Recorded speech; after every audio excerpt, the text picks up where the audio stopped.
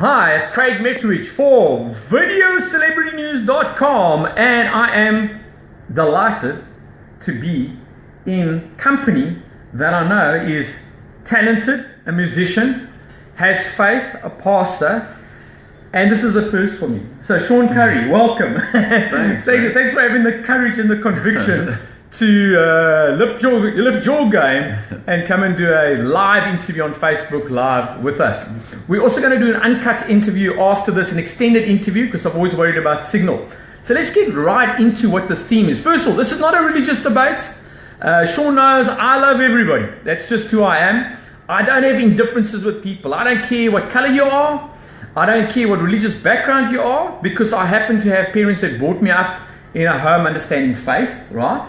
But I have a respect for everybody, and I love people. So, hey, I see Mark's just joined us. Thank you, Mark. Welcome. You can comment, and we will get back to you with some of the answers if you comment in this. Right, Sean, straight into the interview. Yeah. How did you start this journey of combining being a musician with being a pastor? So where did the calling go? You know, like when you were 14, how did it happen? Music definitely came first. About 9 years old, just started playing guitar, standard 2, whenever that was. Yeah. Is that a long time ago? That's a very long time Man, ago. you look very young. Yeah, How young are you? Are you young? I'm 35. 35? Yeah. He looks good for 35. Okay. And yeah, I think I was having a tough year at school, actually. Right. And my folks were like, hey, why don't you just start playing guitar? So I went and did that. And it just started from there, and then the bands came in, and it became like a real passion. Yeah. And years after that, even though I grew up in a Christian home, when I was about 20, 21, really it became personal for me. Yes. I would say God went in and grabbed me. Grabbed you and said, hey, listen, I need you to do something else. And said, we're going a little bit different here, buddy. And that's when, and then I started using those musical talents and gifts in the church. And yeah, that was how I combined. You see, this is the thing I find with people. It's like I describe religion and being found as like algebra. I didn't get it at school. I just didn't get it. Yeah. Okay, but I did get, for example, geometry. So when people tell me, but Craig, a good example is what did you suddenly get, like a eureka moment. Another example is, who remembers those 3D puzzle posters? You remember that? Yeah. You stare at it and you stare at it, and some people never see a thing. Yet other people, they get like this amazing moment. I get it, I see it. And all versions of faith, I see very similar. Some people, no matter what you tell them, they just won't get it. And that's fine. Yeah. Whereas others will go, I see that beautiful 3D puzzle, 4D dimension, and they get it. Yeah. All right, let's go on diverse. I want to diversify on that. Let's go music. You basically felt this calling, as I call it, yes? Were you energized? How did you feel? Always, no, Craig, I was massively depressed, confused. How did you feel as a young person? On the music side? On the music versus religion. Because sometimes there might be a conflict. I mean, you've got these hardcore words. You love this song, right? Yeah. Okay. Yeah. And your religious belief says, well, hang on, that's a little bit hardcore. Is that the message? How did you combine it? Yeah, there were a few, only because the religion kind of came later, or the Christianity came a bit later. There was a few years of overlap there, which was good. I mean, I was in a band with some guys who didn't believe exactly the same as me. But although our friendship really took us through that, and our music took us through that. So that was a good stretch for me. And sometimes I had to say, hey, I'm not that cool about that, or can we maybe try this a bit different? And they were good oaks, and we found a bit of a common ground. Now, you see, that's excellent, because that's what I find is I've been very fortunate, because I've traveled when I was younger. I wasn't conditioned with the prejudices that a lot of people have. So honestly speaking, don't ever do a racist debate with me, because in my mind, I'm not conditioned to see you as a different color. Sure. I really am not. And that's thanks to my upbringing. When I was overseas, you could have Christmas in a foreign country, and around the table, you would have every type of religious group, and they would just acknowledge, hey, that's what you believe in, that's your celebration. It wouldn't be an issue. And I think that's what we needed, and that's what I wanted to achieve with Video Celebrity News, and having somebody like you on here is, to me, to shine your belief. It starts with shining respect for each other. Am I right? Am I wrong? Am I on the right path? Am I lost? No, I think absolutely, and I think that's one of the criticisms of the church in general is that they've either been insular and forgetting about people. They've been known for what they're against, who they don't like, and everything like that. Which there is a place to disagree with people. Yeah, I think that's honest. But geez, I mean, if you look at Jesus, how the people he mixed around with and helped out and chatted to, and anybody and everybody on the path was technically welcome to receive the message. Yeah, to hang around with him. And it wasn't, to me, the understanding of the historical side, right? Because that's another thing. When you get into religion versus history, I say go and swat the history of whatever you might want to debate, because there's a historical factor to all of this, apart from the religious versions from each camp, right? Is the history is you had a person that walked through and encouraged and invited people. Didn't have an understanding to say you can't join, you can't listen to the message. And that's what I want to encourage. Open your minds. Yes, listen to this. Watch this, Sean. I've got to get this move out the way quickly, right? All right. I've got to have a shout out to On the Rocks. They've allowed us to use this venue. Not always I can be outside when there's like gale force wind blowing. But I said, let's keep this in the background. It's a beautiful sculpture. It's creative. I'm not going to punt who it's from.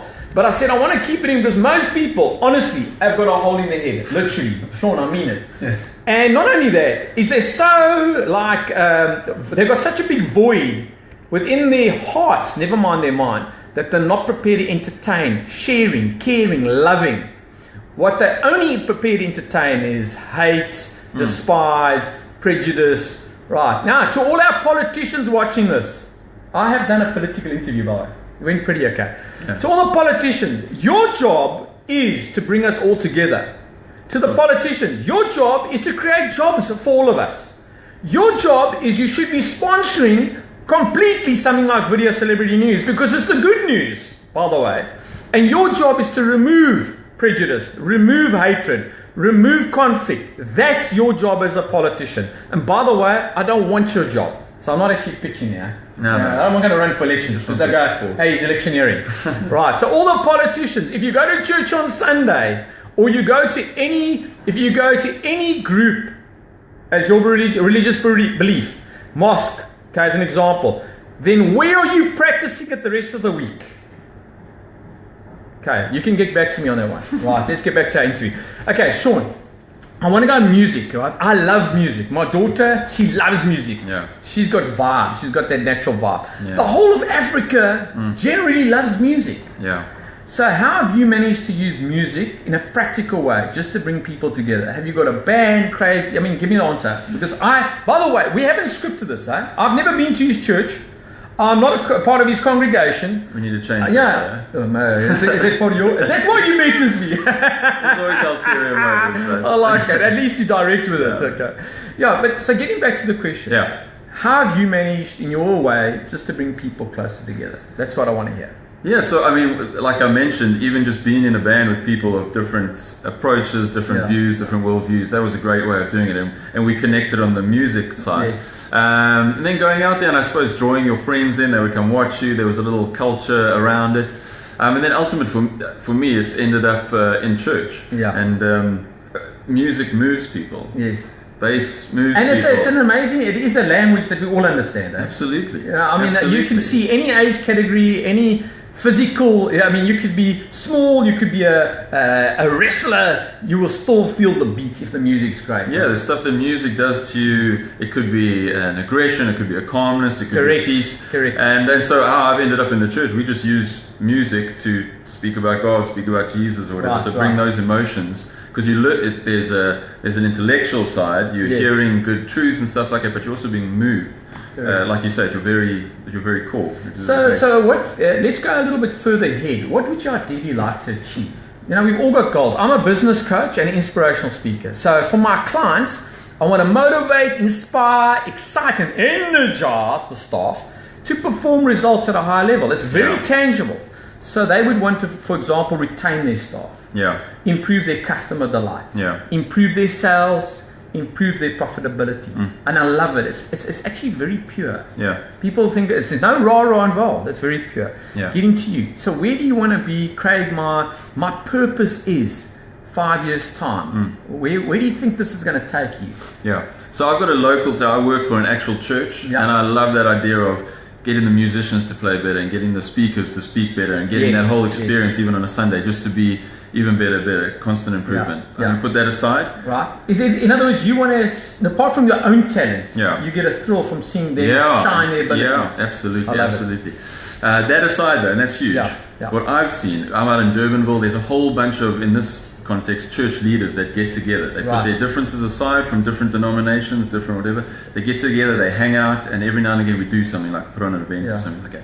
And now what we've seen recently, I've been meeting up with the music guys in the churches from across Cape Town. Yes. And we're getting together. And again, we're putting, you're Anglican, you're whatever, okay. Yeah. Here's the thing, even what you're saying about politicians, is that there's so much that we agree on. Correct. In our case, it's okay, we love Jesus. Let's focus on that. Let's forget the other stuff that we donate for a little bit. Correct. And let's get together.